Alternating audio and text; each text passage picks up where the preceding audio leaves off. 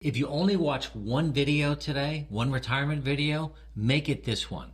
Time is something that is so critically valued to us. You need to understand that. Did you know that the average number of hours that people over the age of 60 spend watching TV and looking at apps like TikTok is like 38 hours a week? That is incredible, and that's eating away at your life. And we know that because we fell into the trap as well. So we're right there with you. But the idea is to pull yourself out of the trap and get on the right track. So today we're going to talk to you about what you can do to really understand how much time is left and really how to use it to the best of your ability. When we first retired, we wasted a lot of time. We were new at it. We were newbie retires, and we didn't really know any different. We thought it was okay to kind of get up late, watch a little TV, have coffee, go out to lunch, maybe go shopping, I don't know, whatever. But then all of a sudden, we're like, something's wrong here. This is not what we expected. We're fighting too much. We're bored with each other. We're bored with life. And we don't know how to fill our time to make it feel even a little bit like it did at work when we felt invigorated, energized, important. We were helping people. We felt useful. We felt valued. Now we didn't. We felt the newfound freedom was really a big flex for us. Like we could do whatever we want, whenever we want, with whomever we wanted. And then we realized, that didn't mean a lot unless you put some direct action and activity behind it. We spent a lot of time kind of walking around in circles, not knowing what to do, and then making things up to do, like creating lists around the house of things to do. And while that's good because you can knock some things off your list, it wasn't really necessarily meaningful. And I think it's important to really decide what you're going to do with your time because you are going to have time, and you're now time affluent. So being time affluent is great, but you're also at that third phase of your life, not the first phase, not the second phase, the third phase. So the time capsule has a beginning and an end. Yeah, and what happens is the first thing we want to talk about is many people overestimate the amount of time that they have with the energy they need to use that time usefully. So, is that a word? Usefully? Yeah. Yeah, of course. Oh, it didn't sound like it to me.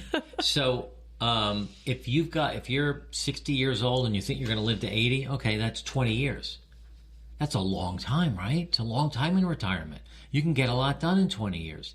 Problem is, if you don't have the energy that you need, you're going to end up doing what we talked about in the beginning of this video, and that's watching TV 4, 5, 6 hours a day, looking at TikTok, playing games on your computer because you don't have any plan. You're not doing anything to give you the energy to start doing some things that bring back some passion and desire and fulfillment and feeling needed and useful. I mean, the real point is, are you truly spending your time on things that matter?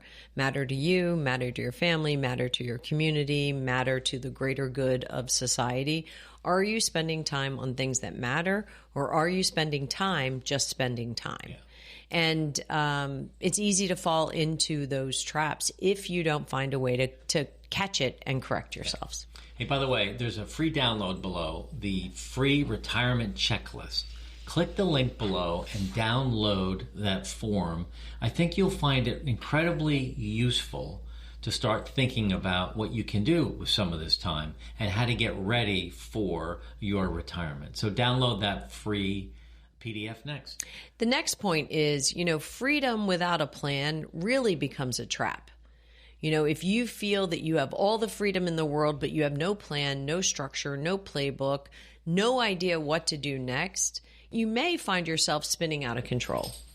The hamster in the cage in the wheel when I don't know if your kids had hamsters, mine did. And the thing would get in that wheel would just go and go and go and go and go. It would spend there all day long. And go nowhere. Or our dog Ruby. Now, dogs are different than humans, obviously, but Ruby sleeps most of the day. No. Yeah.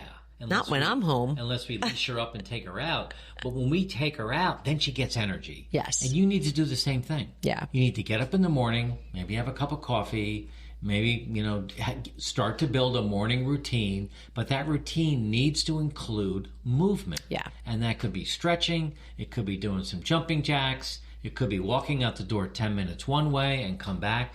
But you need to start building up the energy that you need to give you the chutzpah, whatever, to actually start doing some things that bring back some joy in your life. Yeah, even anchoring one thing down in the day while you have all this freedom helps your freedom become more meaningful. Now, people say, here's the third thing we want to talk about, is that I'm bored in retirement. I'm just plain old bored. So boredom's not the problem. It's disconnection. Disconnection from yourself, disconnection from your partner, disconnection from your family, disconnection from your friends, disconnection from the desire to exercise, disconnection from the desire to learn and grow. You've completely checked out. So you end up being bored because you're not filling your time with anything that's useful. So that really is something you need to think about. How do you reconnect with life? And my mom used to say, stay connected to people, purpose, and progress.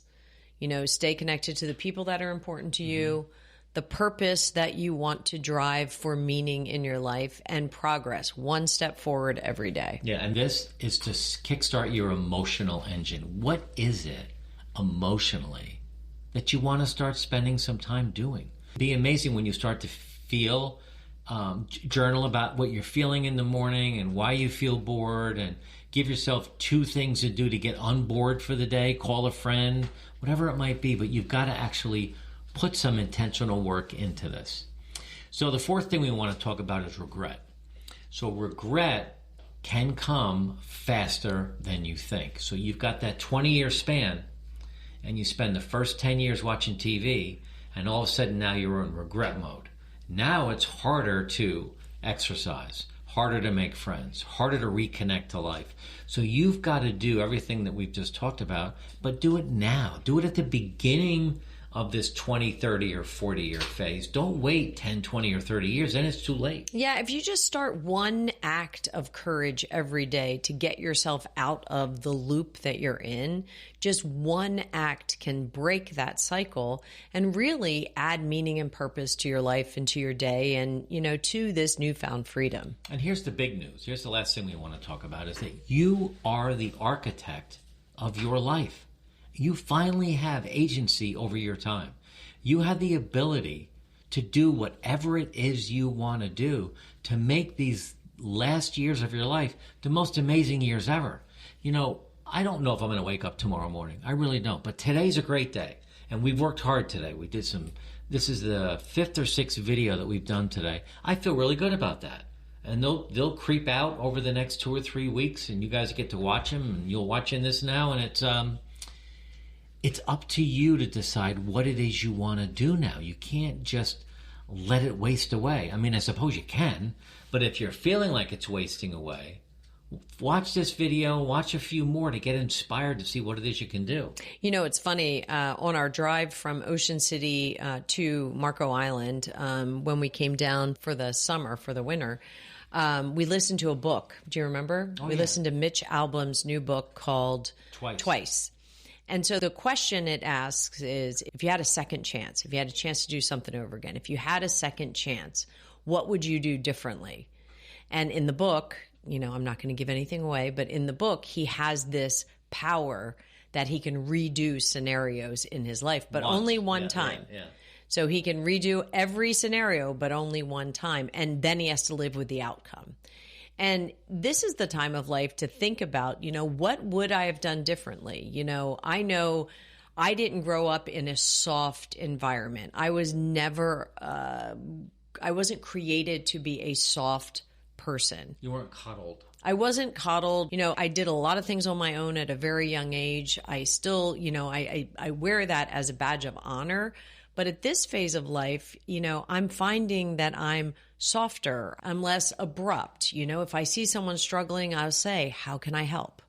I don't turn away and say, you're driving me crazy, but so I've decided to take this Mitch Albom advice and say, well, how do I do things differently? I'm going to approach life a little bit softer. where I don't have all the answers, where I'm not going to keep everything boxed up, where I'm not going to be the hard charger. I'm going to do it at my pace now. And it feels so good to have the power over that. Like you said, the agency over your time. Here's some questions our team put together. Hi, I'm Susan. I'm 59. I thought retirement would feel like freedom, but it feels like floating. How do I find direction again? Well, that's a common feeling that many people get. You're not alone. They're drifting, and we call it retirement drift. Your connections are gone. Your purpose might be gone. Your title and your identity is gone. You're struggling with how to fill the hours each day, because during your career you had all those things. You had community, you had title, you had friendships to fill your day. So you've got to take a step back and say, okay, what's one of the first things I could do? And I think, how do I find direction again? I would start with a morning routine. I would start getting up at the same time every day and not turn on the TV and not go to your phone. But I would either meditate for 10 minutes using an app, a journal for a few minutes, write down 3 gratitudes, write down 3 things you're looking forward to today.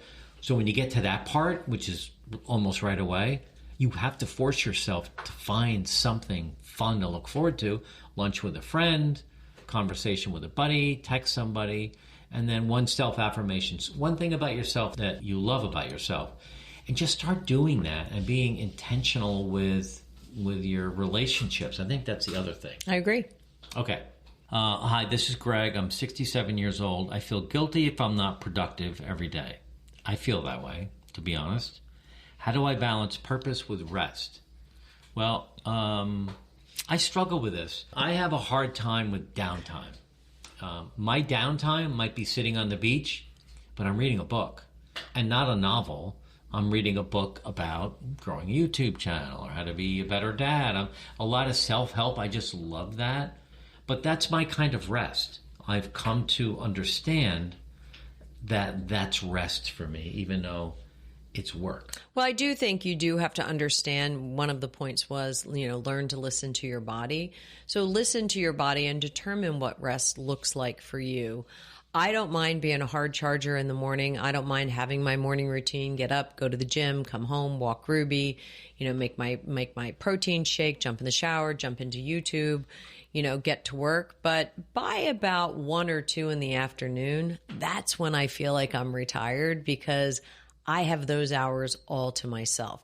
Mark can stay and learn, and Mark can, pick up a podcast. He can pick up another activity on the YouTube channel to do. I need the balance in my brain. I need a creative side. I need a release. I need a novel. I need to investigate recipes and look at, do we want to get a slow cooker this year? For some reason, I'm all excited about that. So I think the point is, not everybody is the same, but you need to listen to your body. That was good. Hope you enjoyed this video. This next one, 5 things I wish I knew before I retired. This is a great follow-up video to this one. So watch this next.